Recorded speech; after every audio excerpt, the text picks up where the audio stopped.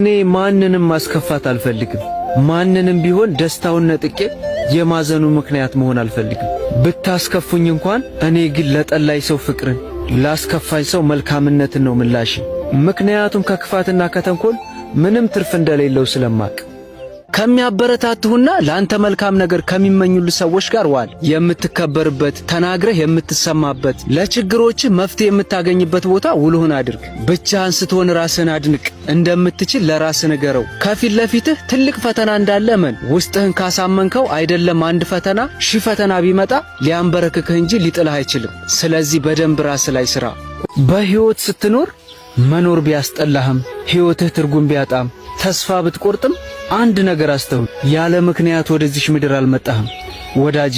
ሊነጋ ሲል ይጨልማል፣ ጨልሞ አይቀርም ደግሞ ይነጋል። መቼም ቢሆን ተስፋ አትቁረጥ። ሁሉም ነገር በጊዜው ይስተካከላል። ነገ